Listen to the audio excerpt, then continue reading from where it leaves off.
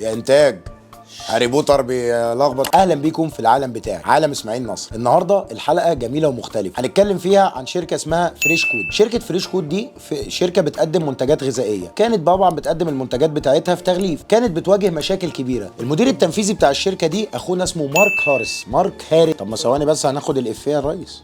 مارك هاريس، مارك هاريس، زي ما تحبوا. المدير التنفيذي بتاع الشركه دي اسمه مارك هاريس او مارك هاريس عشان ما نقفش البعض على الواحده.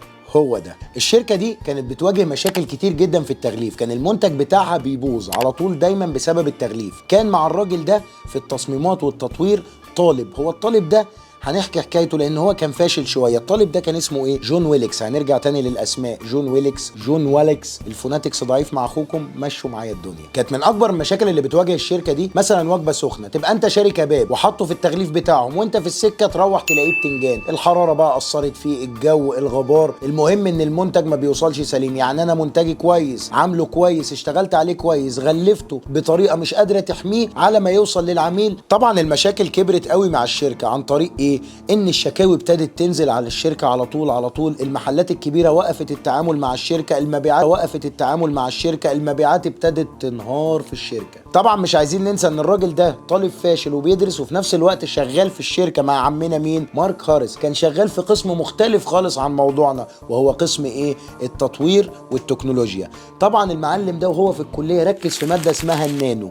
النانو دي قعد مركز فيها وحب يستخدمها وحب يفكر فيها فتميز فيها جدا، فراح لعمنا المدير التنفيذي مارك هاريس عرض عليه فكرة دخول النانو في التغليف. الفكرة أول ما تلقاها مارك هاريس كان رافضها تماما وشايف إن الموضوع ده مستحيل وصعب، وقال لك إزاي أنا هدخل حاجة زي كده في التغليف، والتغليف هياخد مننا المجهود ده كله وندخل فيه حاجة زي علم النانو. لكن في الآخر خالص ما كانش قدامه أي حلول.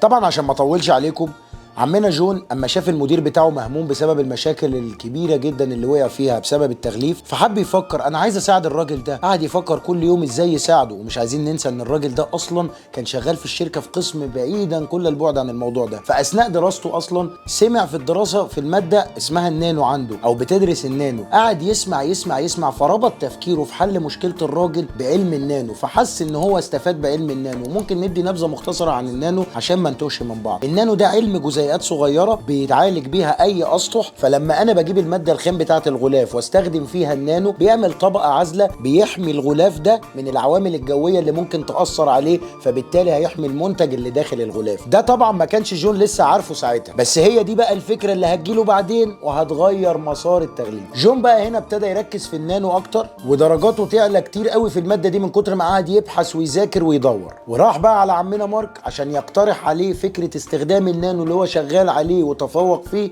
في استخدام التغليف. مارك اول ما سمع منه الفكره ابتدى يجيله ذهول ورفض الفكره تماما. قال له نانو ايه وعلوم ايه اللي تخش في التغليف؟ معقول انا هكبر القصه للدرجه دي وادخل علم النانو في التغليف؟ لكن بعد الحاح كبير من عمنا جون على عمنا مارك اضطر في الاخر ان هو ما عندوش حلول تانية غير ان هو يقبل بالفكره. وبعدين بقى يا ابو اسماعيل ما تطمنا على ام العلبه دي وايه اللي حصل فيها، وطمنا على مارك. احب اطمنك بقى ان الفكره نجحت نجاح كبير جدا، والزباين كانوا منبهرين بالعبوه الذكيه دي، وكل اللي يشوفها كان يقول يا دين النبي ايه الحلاوه دي، ايه العظمه دي، المنتج ده مختلف. الناس بقى ابتدت تشتري من فريش كود مش عشان الاكل بس صحي، ده كمان عشان الابتكار والتكنولوجيا. عايزين نقولها من ورا بعض كده فشخره يعني. بص انا معايا علبه بتنور، فبقت هنا العبوه تجربه العميل مش بس الاكل اللي جوه العبوه. لو الشركه مش رجعت لوضعها تاني في السوق ده حصل لها طفره كبيره جدا في المبيعات. وعمنا مارك بقى اللي كان قاعد في مكتبه ما بيسمعش غير شكاوي بقى قاعد يستقبل الطلبات، والمحلات الكبيره اللي وقفت التعامل بقت واقفه طوابير عشان ترجع تتعامل معاه تاني. ونسبه المبيعات في الشركه رفعت ل 150%. كل اللي انت شفته ده في سنه واحده. وزي ما شفنا التغليف الذكي